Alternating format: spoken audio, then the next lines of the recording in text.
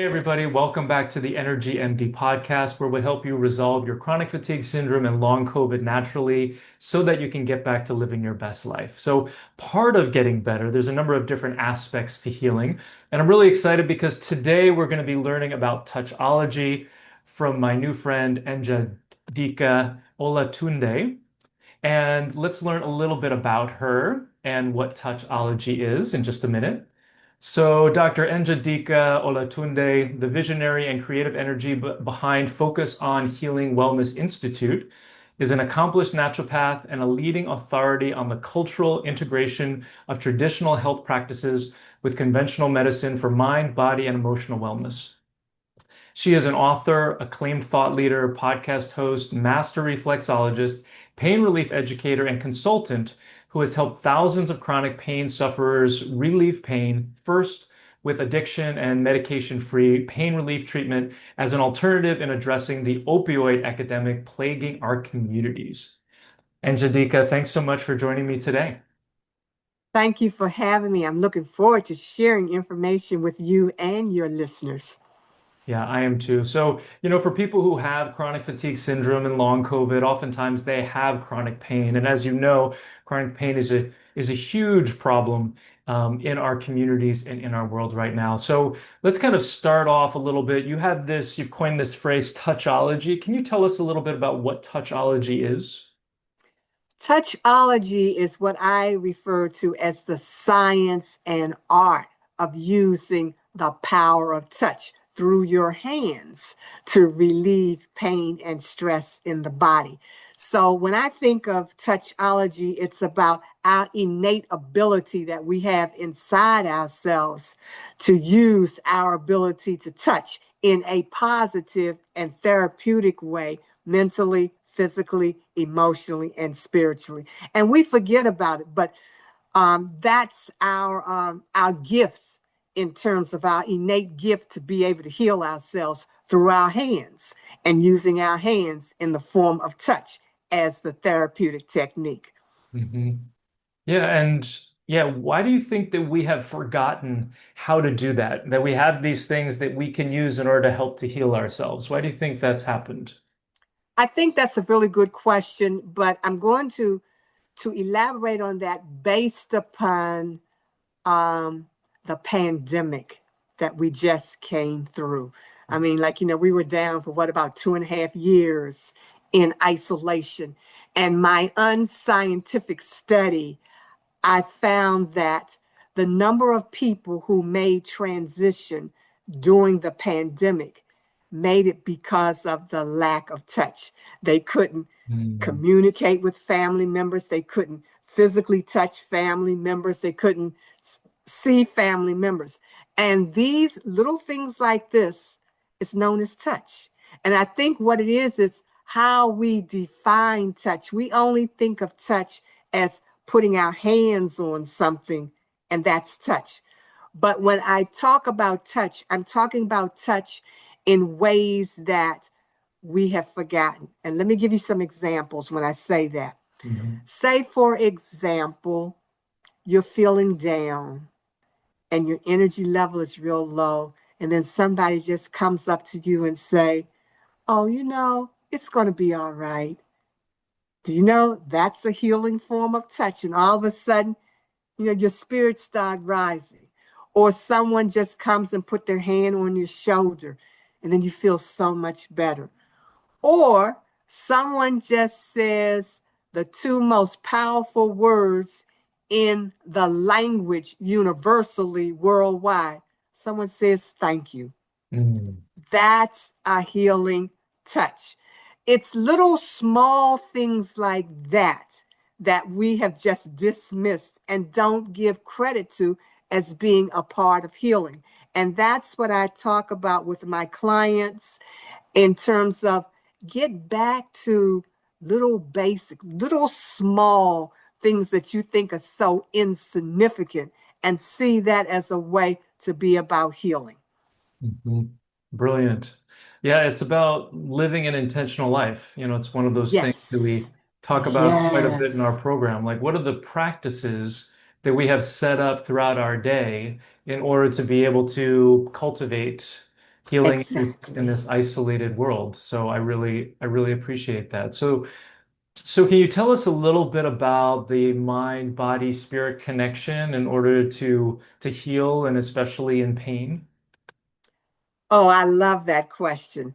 And that's a twofold question because in my practice, I focus specifically on introducing my clients to what I call the pain stress connection. And you don't have pain without stress, and you don't have stress without pain. But to get to the healing component of the pain stress connection, you have to connect it with the mind, body, and spirit connection. So, all of that is the connection line that we have in terms of healing. And when I say that, to give you another example, when a person is in pain, they're going to their physician for the sole purpose of nothing but, please relieve my pain. That's what they want to see their medical practitioner for, to relieve pain.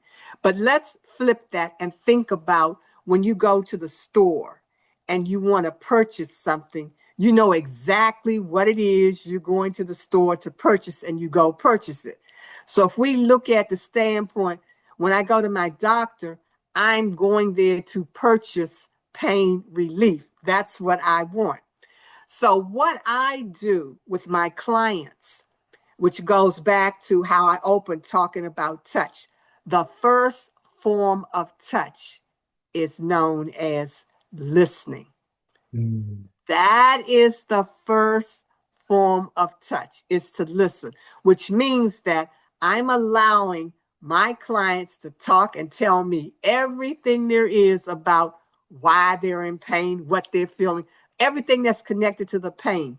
Now, what's happening is they are now opening up and releasing what's causing the pain because as they're talking to me, I'm listening for the stress connection to that pain. So as they're talking and they are relieving and releasing, they're now calming down, which now I go to what you came to me for, to relieve the pain, with what is known as reflexology therapy, which I use to relieve the pain.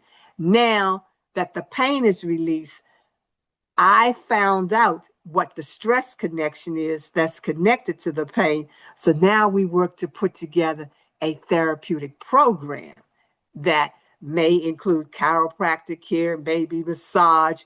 You need deep breathing. You may need acupuncture. You may need to even just take some rest, you know, or maybe nutrition, but it'll be something that's related to what's contributing to that stress that you're having that's connected with the pain. You'll be more inclined. So that's what we're talking about. That's how you combine the mind, the body, and the spirit in putting together the overall integrated, what I call the integrated approaches to a treatment plan in relieving pain and stress. Excellent. Yeah, and that makes a lot of sense to me. You can't have stress, you can't have pain without stress. Inflammation comes from cortisol, or Yes. cortisol manages inflammation, and cortisol is produced by the adrenal gland. The adrenal gland manages stress in the body. It's Yes. it's all connected. So that's so important. How much of pain do you think is psychological versus physical? To be truthful, a lot of it can be classified as psychological more so than physical. And the reason why I say that is because if we go back to the pain stress connection, whatever is causing pain, we have to look at it as something that happened outside of our body that we brought inside the body. And once we bring it inside the body, what happens is it's going to try to find an area to release itself. But if it can't, it's going to go to an area that may be weak inside the body as a means of trying to come out, which then turns into a physical pain in the body because that's not the normal way to release the stress that now has turned into pain. And I say that to say is most people who have been in chronic pain for a long period of time have adjusted to the fact that this is my way of life.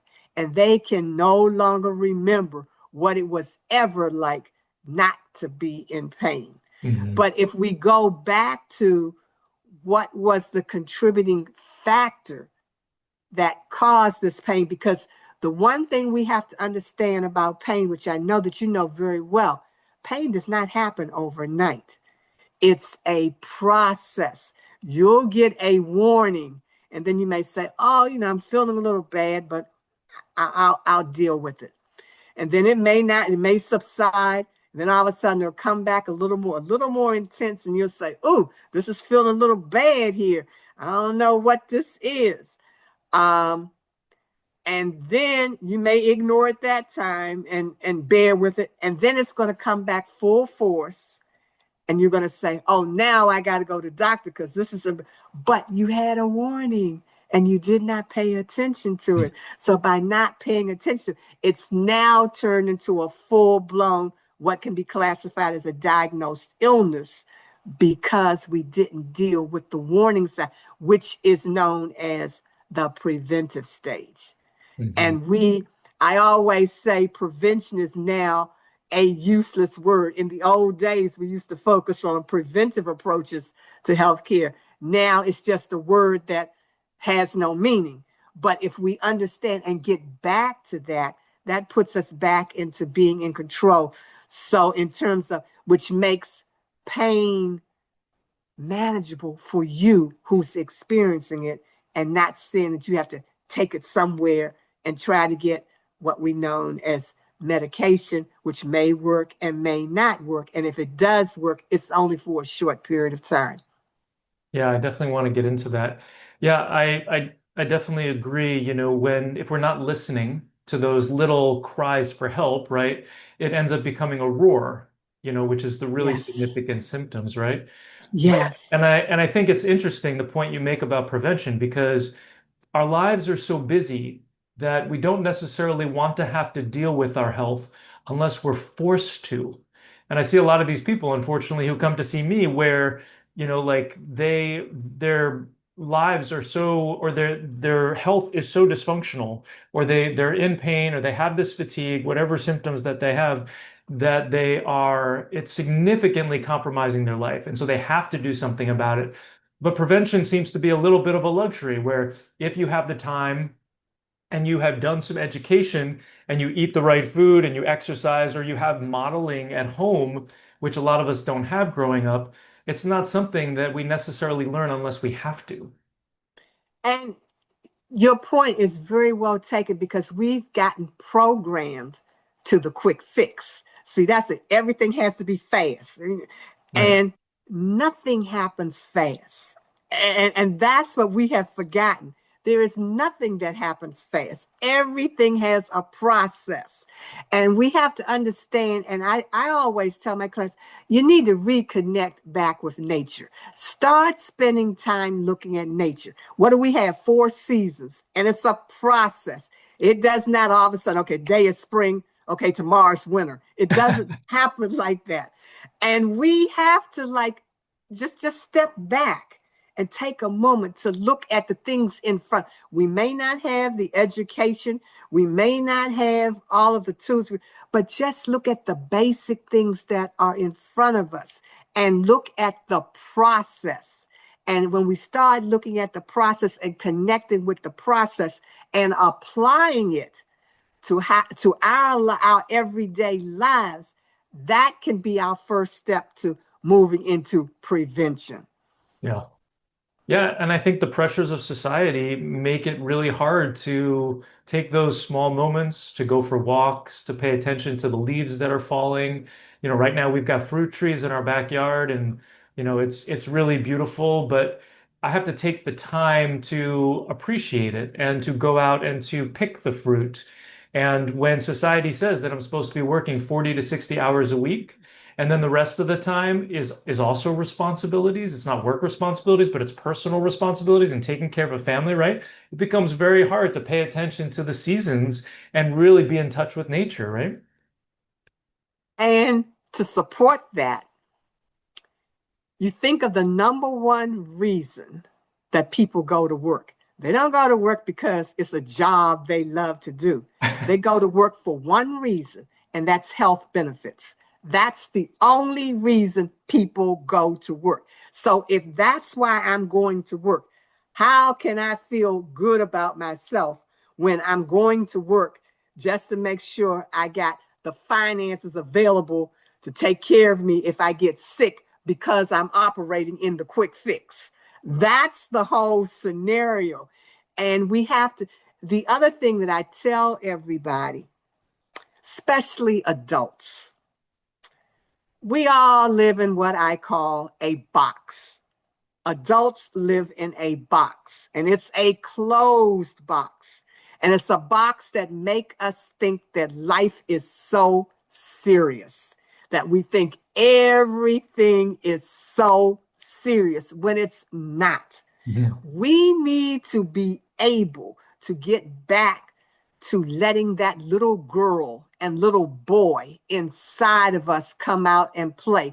And that will relieve some of this stress that we are constantly feeling, because we're putting ourselves in that situation because it's a mind control thing. Like you say, society says we should do this. Why? Isn't that what children always ask you when you tell them to do something? Why? And I always tell my clients, get back to that child. The three-letter powerful word in your vocabulary is ask why. And if the why answer doesn't satisfy you, that means you don't have to do it. That's great. Well, I love asking why, and I love to figure out what the why is beneath the why. Oftentimes, we're given a why answer, and if we don't believe it, oftentimes there's a why beneath the why. So I Yes, really sir. appreciate that. And I think that's so important, being silly and kind of getting out of our heads and into our bodies. I Yes. like to sing and dance, and I Yes. don't do it enough, but Yes. it's so important. And I say, like, be silly. It's your time, it's your space. It doesn't matter who's looking at you, it does not matter. That's your space and time. And if being silly for a minute can make you feel good, just tell everybody I'm in my healing moment right now.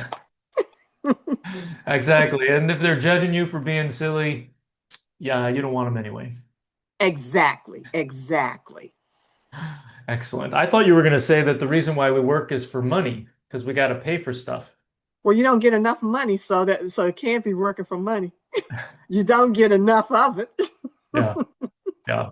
Well, it's like, yeah, yeah, society. Okay. So let's Mhm. talk about, so where do you see trauma playing a role in pain?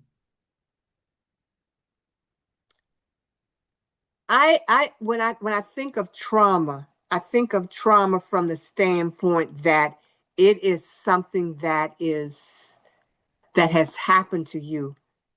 And I look at trauma as being something that is generational. That's how I see trauma. I see trauma that's something that's been passed on. And we're slowly coming into trying to understand that. But when you think of trauma from that perspective, that's what affects us to what I say today, where we're looking at the need to deal more closely to mental health. Just like we have to take care of our body physically, we're going to have to start looking at taking care of our mind mentally. And that's where I see trauma coming in as it relates to our overall mental health.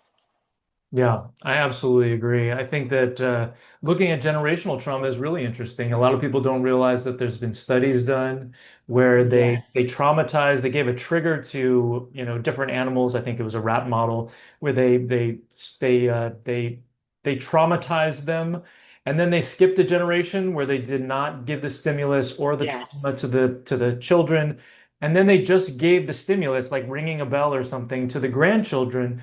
and they had the same trauma response as if they had Yes. been traumatized, right? So Yes. we have the same thing. My grandparents came over, they were fleeing Germany, they were fleeing the Holocaust, right? And That was that's trauma. incredibly, very stressful times, right? So it's like Hmm. the trauma we have, whether it's significant abuse or whether it's just trying to get our needs met with siblings and parents who are all imperfect and peers who are all imperfect, and then this generational component, it can play a huge role in our mental, psychological, spiritual wellness. Yes. And so I think that's why the work that you're doing is so important too, because in reflexology, there's inherently, you're kind of working with these energy channels and these, can you talk a little bit about what reflexology is? I would love to. And it really ties into the questions you just asked as it relates to trauma, because reflexology focuses on working with the nervous system. And the nervous system is the pathway to the brain, which delivers the communication to all of the systems and organs in the body. And Mhm. so to better explain reflexology, reflexology is the art and science of working specific nerve ending points that are found on the hands, feet, and ears that correlate to the various organs and systems of the body. And the best way to kind of explain that is if you ever look at a chart of the anatomy, you will see how all the nerve endings begin in your head and run straight through your body, ending in your hands, feet, and ears. So the way I like to explain it to help people get a better understanding of exactly what reflexology is say, for example, in your house, the electricity goes out. You'll automatically go down and turn on the circuit breaker and the electricity comes back on. If it doesn't come back on, then you're going to have to call an electrician. They'll come in and say, okay, well, there's a wiring problem and we're going to have to reconnect the wiring. Look at a reflexologist doing the exact same thing. We work with the wiring in the body known as the nerve endings. And what we're doing is we're looking for the blockages in the nerve ending that's found on the hands, feet, or ears. And what we do is we stimulate that nerve ending to open up that channel so that the energy can flow through and the brain can now deliver messages to relieve pain in the area that's in stress. So you can see a reflexologist as being the electrician of the body, the nervous system specifically. So that's what the concept of reflexology is and how it works. Excellent. And so are you pushing on points with your hand, or do you use a particular tool to stimulate these points? Here we go back again to the power touch. What you use is these two fingers here, your thumb. And what you do with your thumb is, if you can kind of see it, it's like a walking technique. You bend your thumb. And what we do is like we'll walk up the nerve ending of the feet and the hands. So where there's a specific nerve ending, that's what we're doing. And inside that nerve ending, if there's pain or stress, you may sometimes be able to feel what we call crystals. And we call them as the crystals are the blockages that we look for in terms of relieving that so that it can be moved out and released in the normal channels of elimination. And that's how the energy is able to flow freely through the body. And are these points sensitive? Like if you touch them, they're kind of sensitive? Um, it's not so much that they are sensitive.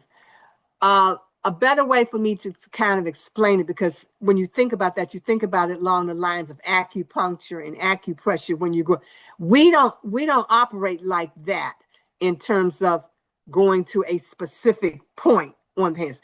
What it is, and let me, I can give you kind of over so you can kind of see it. I'll use the hands. When you look at your fingers, all of the nerve endings to your head are in your fingers. And where the fingers are connected to the base, that's the neck. So in other words, what we do is it's the mapping of the whole body that's placed inside the hands and in the feet. So where you have the base of your fingers here, this is where the neck nervings to the neck are found. When you come under here, which is under this area right here, is your chest area. So all of the nerve endings to the chest are found here. Then you come under here. This is the abdominal, and that's where you find. Then you move down here. This is where you'll find the eliminating. So what it is under the fingers, which is known as what we call zones. That's how we're able to find this. So say, for example, if I wanted to find the shoulder nerve ending on the hands, this right here is zone number 1, and this is zone number 2. So the shoulder is between zone number 1 on zone number 2, where zone number 2 starts.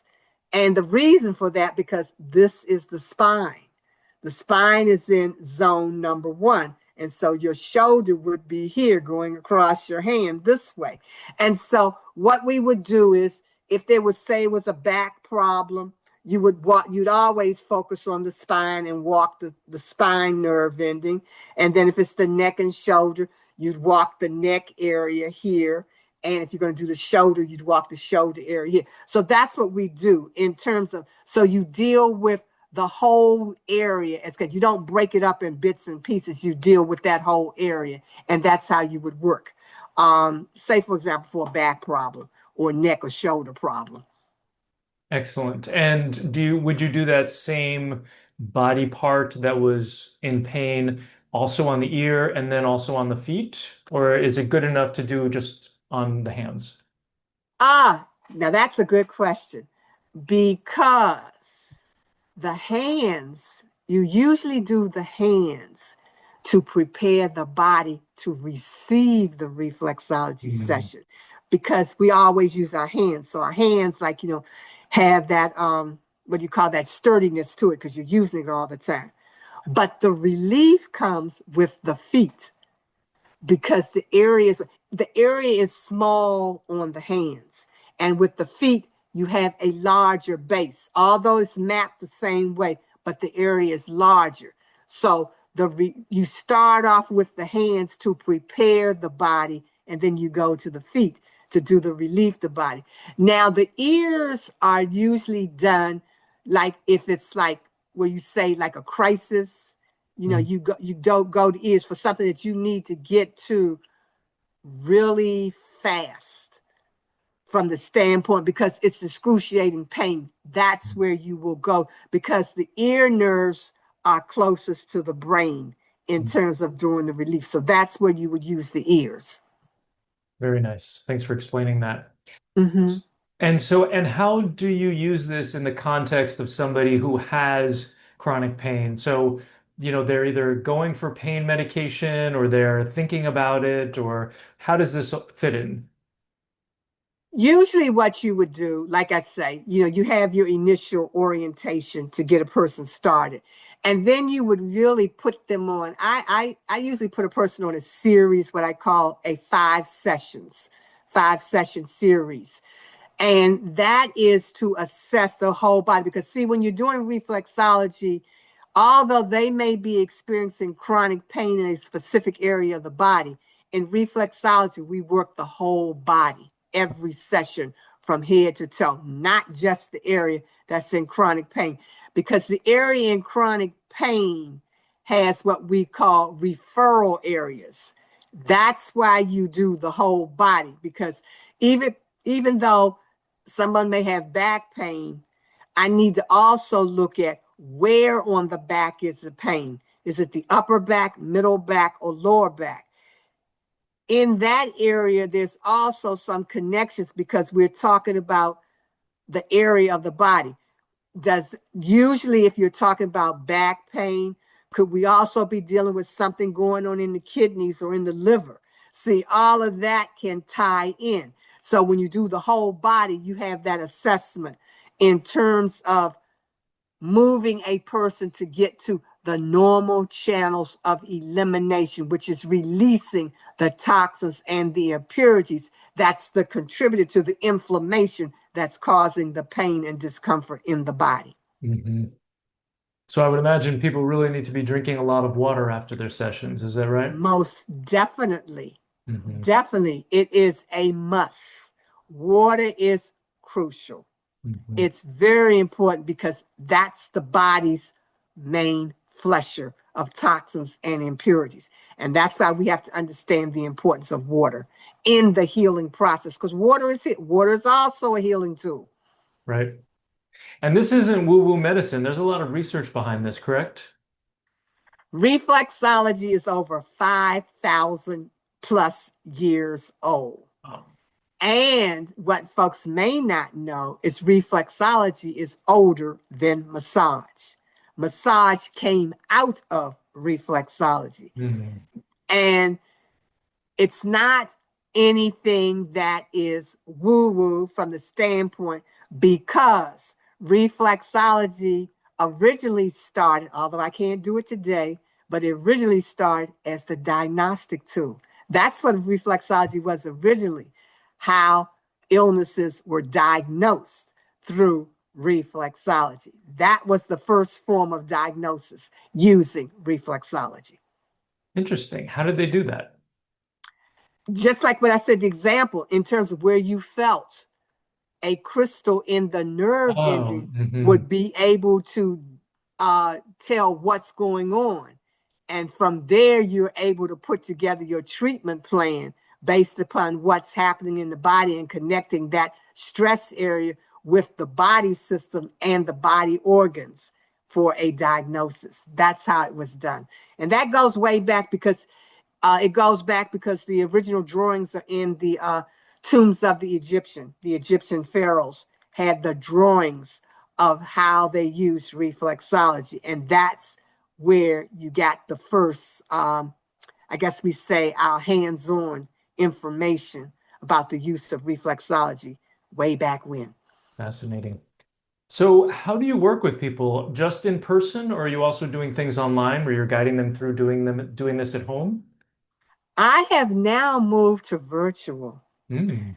and the reason why is because I wrote the book Reflexology Today, A Family Affair. And inside that book, it shows you how you can find basic reflexology techniques for particular health problems.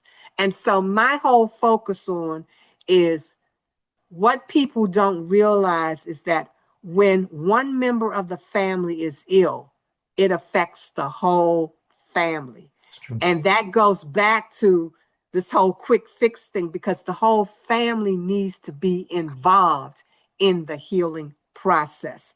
So the reason why I do virtually is because I work with families and a family member who has a particular health problem.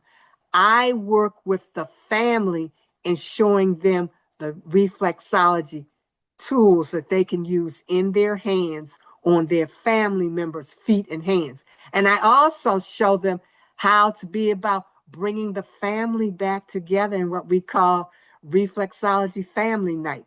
How to, like, everybody sit in a circle and grab a hand or a foot and you start doing reflex. It's about reconnecting. It's about Mhm. communicating to each other using the power of touch. So that's like, how I do. I'm really enjoying that because I spent a lot of time teaching reflexology and teaching practitioners in particular how to use reflexology. So now I'm turning that around to teaching families how to use reflexology as the first line of defense in emergency pain relief. That's what I'm focused on because instead of going for the medication to numb the nervous system, use reflexology so that way you can strengthen the nervous system and the other parts of the body defense system can be in place to work with you in relieving the pain and finding out what it is that we need treatment wise to relieve the stress and pain that you are experiencing. Mm. I love that on so many levels. It's allows for more touch, more connection, and then obviously the other therapeutic benefits. This is wonderful. Yes. Yeah. So I've got your website here. So it looks like Mhm. it is focusonhealing.com. And so we'll drop that below. And then we'll also put a link there for the speaker feedback, and that gives people a free gift. Can you tell us a little bit about that? Yes, it's I call this in the African tradition, you never come to somebody's home without bringing a gift. And so for in honoring you inviting me into your home and sharing with your family members, your listeners. I bring the gift of a chart of the various medication-free alternatives that are available that you can use in terms of relieving pain without medication. And so that's available in the link. And the link is Touchology, Reflexology.com, as well as the Speaker Hub Connect. Okay, great. Yeah, and it asks you to rank how the talk was today, and then it provides the document, correct? Yes, that is correct. And the other thing, I encourage your listeners, by all means, go to my website, focusonhealing.com, and go to my contact page. Write me any questions or comments that you may have. I will get back to you because that's what this is all about. It's about information sharing. So if there's something that you'd like to know specifically about a medication-free alternatives for relieving pain, go to my contact page, ask me the question, and I promise you, I will get back to you with an answer. Excellent. That's wonderful. Yeah, so we'll drop those links below. Is there any place else you want people to go, or is that really the best place, going to your website and the contact page? And also, I'm available on LinkedIn as well as I'm available on Instagram. And it's called evolving underscore butterfly. Nice. .com on Instagram. So those two places you can connect with me as well. Wonderful. Well, Njideka, thank you so much for joining me here today. It was wonderful to learn from you and to connect with you. I thank you so much for having me. And in my closing words, I share with everybody, understand that it is the power of touch that heals all. And once you remember that, you're on the path to health and wellness the way you want it. So if you have chronic fatigue, whether it's from long COVID or chronic fatigue syndrome, go ahead and click the link below to watch my latest masterclass, where I go deep into our 4-step process that has helped thousands of others resolve their symptoms naturally.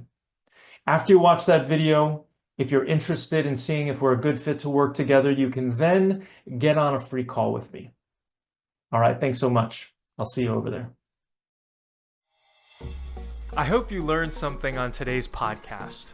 If you did, please share it with your friends and family and leave us a 5-star review on iTunes. It's really helpful for getting this information out to more people who desperately need it. Sharing all the experts I know and love and the powerful tips I have is one of my absolute favorite things to do. Thanks for being part of my community. Just a reminder, this podcast is for educational purposes only and is not a substitute for professional care by a doctor or other qualified medical professional. It is provided with the understanding that it does not constitute medical or other professional advice or services. Thanks for listening and have an amazing day.